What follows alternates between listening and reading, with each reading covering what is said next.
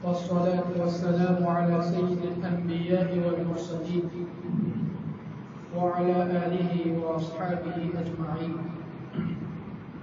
أما بعد، قال النبي صلى الله عليه وسلم: وارض بما قسم الله لك تكن أغنى الناس، أو كما قال رسول الله صلى الله عليه وسلم. محترم و مکرم سامعین کرام اور عزیز دوستوں اور بزرگوں، پچھلے 4-5 جمعوں سے نبی پاک صلی اللہ علیہ وسلم کی ایک طویل حدیث پر بات چل رہی ہے، جس میں نبی پاک صلی اللہ علیہ وسلم نے 5 باتیں بیان کی ہیں، گویا کہ یہ 5 باتیں پوری زندگی کا خاکہ ہے۔ اس میں سے پہلی بات جو تھی اتق المحارم تکن اعبد الناس، اس سلسلے میں بات ہو چکی، اور دوسرا جملہ جو آپ نے ارشاد فرمایا تھا کہ ورد بما قسم اللہ لک تکن اغنى الناس، تو اس جملے میں 2 نصیحتیں تھیں۔ اس میں سے پہلی نصیحت یہ تھی کہ اللہ تبارک و تعالی نے جو تمہارے لیے قسمت میں لکھ دیا ہے، یعنی جائز اور حلال طریقے سے جو کمائی آپ کے پاس آئے اس پر قناعت کرو، اللہ کا شکر ادا کرو۔ اس سلسلے میں بھی بات ہو چکی ہے۔ دوسری جو نصیحت تھی، اس سلسلے میں ہماری بات چل رہی تھی کہ اللہ تبارک و تعالی نے تمہارے لیے جو فیصلہ کیا ہے، تمہاری قسمت میں، تمہاری تقدیر میں جو لکھ دیا ہے، اس پر راضی ہو جاؤ۔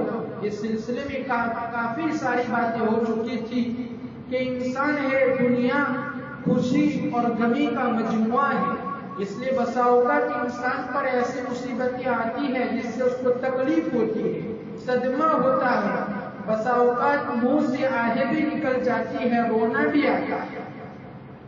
لیکن ایک صاحب ایمان یہ سوچے کہ اگر یہ مصیبت، یہ بیماری اللہ کی طرف سے آئی ہے، لیکن یہ اللہ تعالیٰ کا فیصلہ ہے، میں اس پر راضی ہوں، اس میں اللہ تعالیٰ کی کوئی حکمت ہوگی، تو اسی کا نام رضا بالقضاء ہے، یعنی اللہ تبارک و تعالیٰ کی تقدیر پر، فیصلے پر راضی ہونا ہے۔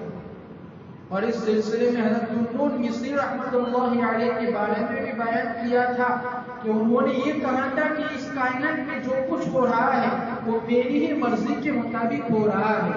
جب پوچھا تو جواب میں یہی فرمایا تھا کہ میں نے اپنی مرضی کو اللہ تعالیٰ کی مرضی میں فنا کر دیا ہے، یعنی جو اللہ کا فیصلہ ہے وہ میرا فیصلہ ہے، اس لیے دنیا میں جو کچھ بھی ہو رہا ہے وہ میری مرضی کے مطابق ہو رہا ہے۔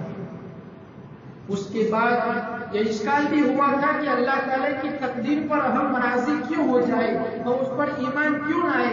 اس لیے کہ بسا اوقات تو ایسی واقعات اور ایسی مصیبتیں آتی ہیں جس میں برائی ہوتی ہے، جس میں تکلیف ہی تکلیف ہوتی ہے۔ تو اس سلسلے میں بھی اس کے ضمن میں حضرت موسیٰ علیہ السلام اور حضرت خضر علیہ السلام کا واقعہ پورا بیان کیا تھا کہ اس میں حضرت خضر علیہ السلام نے ایک چھوٹے سے بچے کو قتل کیا تھا، تو حضرت موسیٰ علیہ السلام کو نبی کے برداشت نہیں کر سکے تھے اور کہا کہ آپ نے کتنا برا کام کیا کہ ایک معصوم بچے کو، ایک بے گناہ بچے کو قتل کر دیا۔ لیکن جب پوری حقیقت بیان کی تو معاملہ کچھ اور ہی تھا، اس لیے کہ اس دنیا میں جو باتیں پیش آتی ہیں ہم اس کو ظاہری نگاہوں سے دیکھتے ہیں، اس کے پیچھے کیا مقصد چھپا ہوا ہوتا ہے، اللہ تعالیٰ کی کیا مصلحتیں ہوتی ہیں وہ ہمیں نظر نہیں آتی، وہ انسان کی عقل کے باہر کی بات ہے، انسان اس کو نہیں دیکھ سکتا۔ تو حضرت خضر علیہ السلام کو اللہ تعالیٰ نے جو علوم دیے تھے وہ علوم ہماری سمجھ سے باہر تھے، موسیٰ علیہ السلام کی سمجھ سے باہر تھے۔ اس لیے کہ اگر خضر علیہ السلام کے علاوہ کوئی اور شخص اس بچے کو قتل کرتا یا وہ بچہ خود مر جاتا، تب بھی ہم یہی سوچتے کہ اس نامعصوم بچے کے ساتھ کتنا برا اور کتنا غلط ہوا، لیکن یہ ہم نے ظاہر میں دیکھا تو ظاہر میں ہمیں یہ برا نظر آ رہا ہے، لیکن حقیقت میں اللہ تعالیٰ کی حکمت اس میں چھپی ہوئی ہوتی ہے. اس پوری دنیا کی کائنات کا انتظام جو ہوتا ہے اس کے پیچھے کچھ نہ کچھ حکمت ہوتی ہے. حضرت خضر علیہ السلام نے بعد میں فرمایا کہ یہ بچہ اگرچہ چھوٹا ہے لیکن بڑا ہو کر سرکش بننے والا تھا اور اپنے والدین کو دین سے گمراہ کرنے والا تھا. اس لیے اللہ تبارک و تعالیٰ نے اس بچپن میں ہی اس کا معاملہ ختم کر دیا اور اس کے والدین کو اس کے بدلے میں دوسرا نیک صالح بیٹا عطا فرمایا. تو یہ حکمت تھی، یہ حکمت ہمیں معلوم نہیں تھی، اس لیے کہ یہ اللہ تعالیٰ کی اس کا مقصد ہوتا ہے، ہم اس کو نہیں جان سکتے. یہ تو اللہ تبارک و تعالیٰ کی مصلحت ہے اور اس کی حکمت ہے کہ اس نے موسیٰ علیہ السلام کو فرعون کے گھر میں پرورش کرائی، فرعون کے ہاتھوں پرورش کرائی، اور سامری کی پرورش حضرت جبرائیل علیہ السلام کے ذریعے سے کرائی. جس کو شعر میں بڑے اچھے انداز میں بیان کیا ہے کہ وَمُوسَى الَّذِي رَبَّاهُ جِبْرِيلُ كَافِرٌ وَمُوسَى الَّذِي رَبَّاهُ فِرْعَوْنُ مُرْسَلٌ. سامری جو تھا اس کا اصل نام موسیٰ تھا. سامری وہی سامری جس نے موسیٰ علیہ السلام کے زمانے میں جب موسیٰ علیہ السلام کو طور پر گئے تھے تورات کو لینے کے لیے، تو اس سامری نے بنی اسرائیل کو بہکایا اور فرعون کی جو قوم ڈوب گئی ان کے ہاتھوں سے جو سونا ملا تھا تو اس سونے کو جمع کیا، اس نے ایک بچڑا بنایا تھا اور اس شکل میں بچڑا بنایا تھا کہ ایک طرف سے ہوا جاتی تھی تو اس ہوا کے نتیجے میں وہ بچڑا بولتا تھا، آواز آتی تھی. تو سامری نے حضرت موسیٰ علیہ السلام کے کوہ طور پر جانے کے بعد لوگوں کو بہکا دیا اور دین مسیح سے اس بچڑے کی پرستش پر، عبادت پر لگا دیا تھا. وہی سامری یہ ہے، اسی سامری کا نام موسیٰ تھا. کہ جب فرعون نے یہ حکم نافذ کیا کہ جو بھی بچے پیدا اس کو قتل کر دیا جائے، اس لیے کہ اس کو خوف تھا کہ موسیٰ علیہ السلام پیدا ہوں گے اور بڑے ہو کر اس کا کام تمام کرنے والے تھے، تو جب اس نے یہ حکم دیا تو اسی وقت سامری کی پیدائش ہوئی. تو اس کی ماں کو خطرہ ہوا کہ فرعون کی طرف سے حکم ہے اگر میں اس کو اپنے پاس رکھوں گی تو اس کو فرعون کے جو ملازم ہیں وہ اس کو قتل کر دیں گے. تو اس نے سامری کو پہاڑ کی ایک گار میں رکھ دیا. ادھر حضرت اللہ تبارک و تعالیٰ نے حضرت جبرائیل علیہ السلام کو حکم دیا کہ وہ سامری کو کھلائے پلائے اور اس کی پرورش کرے. چنانچہ روزانہ حضرت جبرائیل علیہ السلام اس سامری کو کھلاتے تھے، پلاتے تھے اور اس کی پرورش کرتے تھے. لیکن جب بڑا ہوا تو وہ سامری بن گیا، وہ کافر اور جادوگر بن گیا. تو اس شعر کے اندر یہی کہنا ہے کہ جس کی پرورش جبرائیل علیہ السلام نے کی وہ تو کافر ہو گیا، لیکن جس کی پرورش فرعون کے گھر میں ہوئی وہ پیغمبر بن گیا. یہ کس کو معلوم تھا؟ کسی کو معلوم نہیں تھا کہ ایسا ہونے والا ہے. یہ اللہ تبارک و تعالیٰ کی حکمت ہوتی ہے جو پوشیدہ ہوتی ہے، انسان کے عقل سے ماورا ہے، انسان وہاں تک نہیں پہنچ سکتا. اسی طریقے سے کتابوں میں قصہ نقل کیا گیا ہے، اب وہ کتنا مستند ہے اور کتنا درست ہے، صحیح ہے، وہ اللہ ہی بہتر جانتے ہیں، لیکن یہ بڑا عبرت والا سبق آموز واقعہ ہے. وہ یہ ہے کہ ایک مرتبہ اللہ تعالیٰ نے ملک الموت سے پوچھا کہ میں نے تم کو لوگوں کی روح قبض کرنے پر مقرر کیا ہے اور آج تک آپ نے تم نے بے شمار لوگوں کی روح قبض کی ہے. کیا تمہیں کسی شخص کی روح قبض کرنے کے وقت ترس آیا ہے؟ کسی شخص کی روح قبض کرنے کے وقت ترس آیا ہے؟ اللہ تعالیٰ نے پوچھا. اللہ تعالیٰ کو تو معلوم ہی تھا لیکن پھر بھی پوچھا. تو ملک الموت نے کہا کہ جی ہاں مجھے ترس آیا ہے. تو اللہ تعالیٰ نے پوچھا کہ کس شخص کی روح قبض کرنے کے وقت آپ کو ترس آیا؟ تو ملک الموت نے کہا کہ دو لوگ ایسے ہیں کہ ان کی روح قبض کرنے کے وقت مجھے ترس آیا اور رحم آیا. اللہ تعالیٰ نے پوچھا کہ وہ کون ہے؟ تو ملک الموت نے کہا کہ پہلا تو وہ ہے کہ ایک جہاز دریا میں جا رہا تھا اور دریا میں بڑا طوفان آیا اور طوفان کے نتیجے میں وہ جہاز ڈوب گیا. کتنے لوگ اس میں ڈوب گئے، لیکن کچھ لوگوں کو اس جہاز کی کچھ تختیاں مل گئی اور اس کے سہارے وہ بچ گئے۔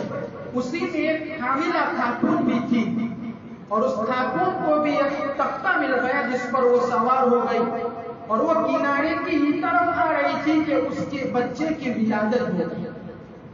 اب جیسے ہی بچے کی ولادت ہوئی کہ آپ کی طرف سے حکم آیا کہ اس عورت کی روح کو قبض کر لیا جائے، اس وقت مجھے اس بچے پر ترس آیا کہ اس بچے کی ابھی پیدائش ہوئی ہے اور نہ اس کا کوئی دیکھنے والا ہے، نہ تو اس کا باپ ہے، نہ کوئی اس کا گھر ہے، لیکن کہ ایک ماں تھی، اس کا بھی آپ نے اس کی روح قبض کرنے کا حکم دے دیا۔ تو اس وقت مجھے اس بچے پر رحم آیا تھا اور ترس آیا تھا کہ یہ بچہ اپنی زندگی کیسے بسر کرے گا۔ ملک الموت نے پھر کہا کہ دوسری مرتبہ مجھے جس شخص پر ترس آیا تھا وہ ایک بادشاہ تھا جس نے جنت بنائی تھی اور اس جنت بنانے میں اپنی پوری زندگی کا سرمایہ یعنی مال و دولت خرچ کر دیا تھا اور پوری زندگی کا سرمایہ خرچ کر دیا، بڑی عالیشان جنت بنا رہا تھا۔ اس نے ایک تہیہ اور ایک ارادہ کیا تھا کہ جب تک وہ جنت مکمل تیار نہیں ہوگی میں اس میں نہیں جاؤں گا، میں اس کو دیکھنے کے لیے نہیں جاؤں گا۔ چنانچہ بڑی مدتوں کے بعد وہ جنت تیار ہوئی، مکمل تیار ہو گئی۔ اب اس نے ارادہ کیا کہ وہ جنت میں جائے اور اس کا معائنہ کرے اور دیکھے۔ جب وہ جنت میں جانے لگا تو ابھی اس کا ایک پیر جنت کے اندر تھا اور اس کا ایک پیر جنت کے باہر تھا کہ آپ کی طرف سے حکم آیا کہ اس کی روح کو قبض کر لیا جائے۔ اس وقت مجھے اس شخص پر بڑا ترس آیا کہ اس شخص نے کتنی محنت اور مشقت کے باوجود، چاہے وہ کتنا برا ہی کیوں نہیں، لیکن اتنی محنت اور مشقت کے بعد اس نے یہ جنت تیار کرائی تھی، کم از کم وہ اس جنت کو دیکھ لیتا اور اندر جا کر اس کا معائنہ کر لیتا تو کم از کم اتنی محنت اور مشقت کا کچھ نہ کچھ صلہ اور کچھ نہ کچھ بدلہ اس کو اس دنیا میں حاصل ہو جاتا۔ اس وقت مجھے اس آدمی پر ترس آئی تھی۔ اس کے بعد اللہ تبارک و تعالیٰ نے فرمایا کہ اے ملک الموت، ایک ہی آدمی ہے جس پر آپ کو 2 مرتبہ ترس آیا ہے، یہ 2 آدمی نہیں ہیں بلکہ ایک ہی آدمی ہے جس پر تم کو 2 مرتبہ ترس آیا ہے۔ تو ملک الموت چونک گئے کہ یہ کیسے ہو سکتا ہے کہ ایک ہی آدمی پر 2 مرتبہ ترس؟ تو اللہ تعالیٰ نے فرمایا اس لیے کہ یہ بادشاہ وہی بچہ ہے جس کو تم نے اس دریا میں تختے پر چھوڑ دیا تھا اور اس کی والدہ کے روح کی قبض کرنے کا میں نے حکم دیا تھا۔ اس وقت اس بچے پر آپ کو جو ترس آیا تھا یہ وہی بچہ ہے اور یہ بڑا بڑھ کر بادشاہ بن گیا تھا اور اب اس کی روح قبض کرتے وقت تم کو دوسری مرتبہ اس پر ترس آیا ہے۔ تب یہ کون جانتا تھا؟ ہم بظاہر تو یہی دیکھ رہے تھے کہ اس چھوٹا سا بچہ تھا اور اس کی والدہ کو روح قبض کرنے کا حکم دے دیا گیا تو ہم اس کو برا سمجھتے تھے، لیکن اللہ تعالیٰ نے اس کو بادشاہ بنا دیا تھا۔ اس لیے اللہ تبارک و تعالیٰ کی حکمت کیا ہوتی ہے وہ انسان کی عقل کے ماوراء ہے۔ اس کے ساتھ اللہ تبارک و تعالیٰ کیا معاملہ کر رہا ہے، اس کی زندگی کس طریقے سے گزر رہی ہے، یہ انسان نہیں جان سکتا۔ انسان اس کائنات کے نظام کس طریقے سے چل رہا ہے وہ نہیں جان سکتا، انسان کی عقل کے ماوراء ہے۔ اس لیے ایک عقل مند انسان کے لیے اس بات کے علاوہ کوئی چارہ کار نہیں کہ اس کائنات میں جو بھی ہو رہا ہے وہ اللہ تبارک و تعالیٰ کی حکمت کے مطابق ہو رہا ہے۔ اس کو اپنے ہتھیار کو ڈال دینا چاہیے کہ جو کچھ ہو رہا ہے وہ اللہ تعالیٰ کی عین حکمت کے مطابق ہے، ہمیں اس میں پڑھنے کی ضرورت نہیں ہے۔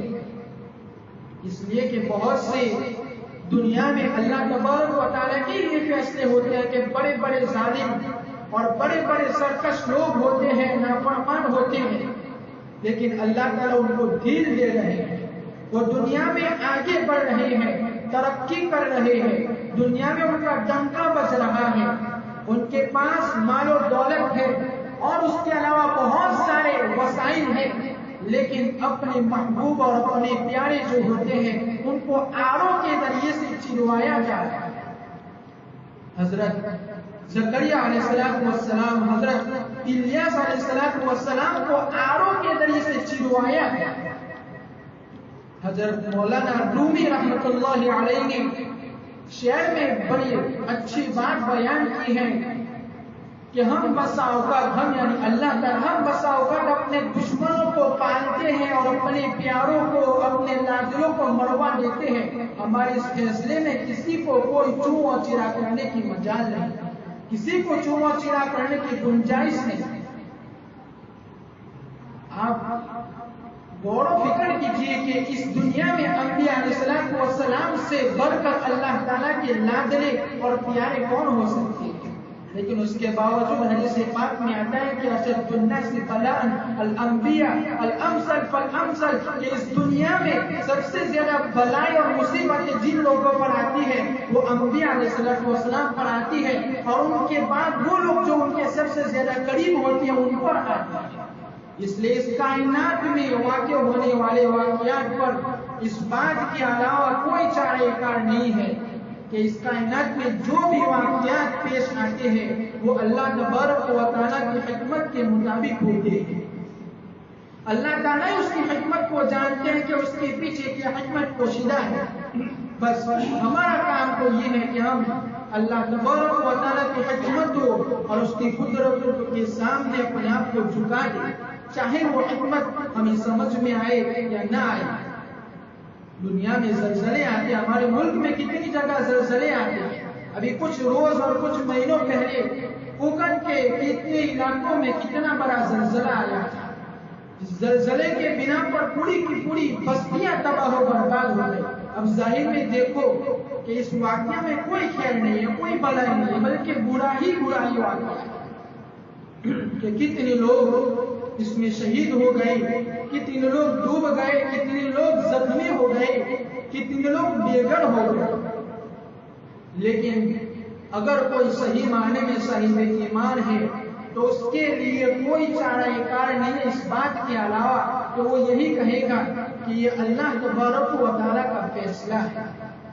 ہمیں نہیں معلوم کہ اللہ تبارک و تعالیٰ کا یہ فیصلہ کیا بھلائیاں پیدا کرے گا، اس لیے کہ اس کائنات میں کوئی بھی ذرہ اور کوئی بھی پتا اللہ تبارک و تعالیٰ کی مشیت کے بغیر نہیں ہلتا۔ وَمَا تَسْقُطُ مِن وَرَقَةٍ إِلَّا يَعْلَمُهَا وَلَا حَبَّةٍ، کہ کوئی بھی ذرہ اور کوئی بھی پتا اللہ تعالیٰ کی اجازت کے بغیر زمین پر نہیں گرتا۔ کوئی بھی حرکت اس کائنات میں اللہ تبارک و تعالیٰ کی حکمت کے بغیر، اجازت کے بغیر نہیں ہوتی۔ اس لیے جو کچھ بھی ہوا وہ اللہ تبارک و تعالیٰ کی عین حکمت کے مطابق ہے، چاہے ہمیں یہ حکمت سمجھ میں آئے یا سمجھ میں نہ آئے۔ جب یہ زلزلے آتے ہیں تو اخبارات میں اسی طریقے سے ذرائع ابلاغ وغیرہ میں یہ بحث چل پڑتا ہے کہ یہ زلزلہ آیا عذاب ہے یا عذاب نہیں۔